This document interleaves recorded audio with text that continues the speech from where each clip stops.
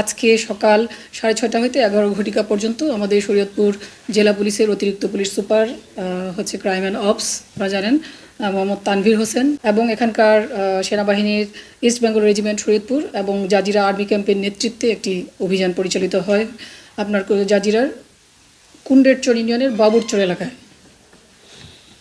এবং উক্ত অভিযানকালে আমরা যে শরীয়তপুর জেলার যে বোমার কারিগর হিসেবে পরিচিত এবং এই বোমা বা ককটেল জাতীয় দ্রব্যাদির প্রস্তুতকারক এবং সরবরাহকারী এবং একাধিক সন্ত্রাস বিরোধী ও অন্যান্য গুরুত্বপূর্ণ মামলার আসামি মোহাম্মদ ফিরোজ খাঁকে উক্ত বাহিনী যৌথ অভিযানের মাধ্যমে আমরা গ্রেফতার করতে সক্ষম হই এবং তার কাছে তার হেফাজত হতে আমরা 8টি ককটেল সদৃশ বস্তু, ককটেল তৈরির ব্লেড 200টির মতো, লালচে ইয়াবা সদৃশ ট্যাবলেট 4টি, দেশীয় অস্ত্রশস্ত্র যার মধ্যে রয়েছে দা 4টি, বেতের ঢাল 5টি এবং নগদ 93,000 টাকা, কালো রঙের 150 সিসির পালসার মোটরসাইকেল, একটি কালো ছোট ব্যাগ, 2টি বাটন ফোন, 2টি স্মার্টফোন উদ্ধার করা হয়।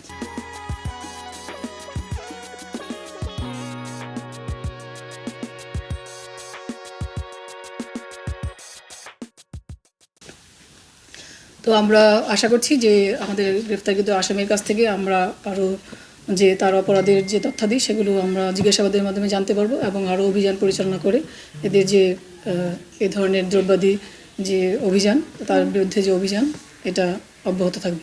যেটা এই বোমার কারিগরকে আটক করেছে, এখনই তো আমরা তথ্য পাবো।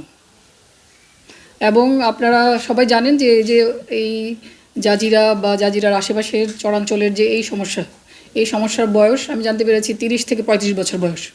এবং আমি দেখেছি যে শুধুমাত্র জাজিরা থানায় আমি মাত্র 12 বছরের একটা অ্যানালাইসিস করেছি, সেখানে আমি পেয়েছি প্রায় 126টা মামলা এই সংক্রান্ত মামলা হয়েছে শুধুমাত্র একটি থানায়। এবং সেই মামলায় কিন্তু এত ধরনের উদ্ধার বা এই ধরনের বড় অভিযান কখনোই পরিচালিত হয়েছে এ ধরনের তথ্য আমরা পাইনি। তো আমি যোগদান করার পর থেকেই এ ধরনের বড় ধরনের অভিযান আপনারা দেখেছেন। প্রথম অভিযানে আমরা যৌথ বাহিনী এবং তাদের ডগ স্কোয়াডকেও কিন্তু আমরা ব্যবহার করেছি। তো শুরুটা তো এইভাবেই করতে হবে।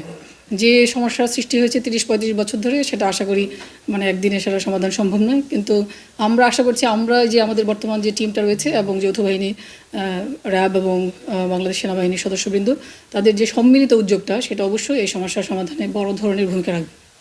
নির্বাচনের প্রস্তুতির অংশ হিসাবেও কিন্তু আমরা এই অভিযানগুলি পরিচালনা করছি। এছাড়াও আমাদের আইনশৃঙ্খলা জেলার প্রধান আইনশৃঙ্খলা বাহিনী হিসেবে আমাদের নির্বাচনকে কেন্দ্র করে যত ধরনের আমাদের ব্যবস্থা নেওয়ার কথা সেই সব ধরনের প্ল্যান এবং ব্যবস্থাপনা সব কিছুই আমরা ইতিমধ্যে গ্রহণ করেছি। শরীয়তপুর জেলার যে জিওগ্রাফিক্যাল লোকেশান এটাকে আসলে ঝুঁকি বা আমাদের ক্ষেত্রে বলছি যে গুরুত্ব, এই ভোট কেন্দ্রগুলিকে আমরা অনেক গুরুত্বপূর্ণ বলে মনে করছি, যেহেতু এখানে মাল্টিপল ফ্যাক্টরস এখানে জড়িত।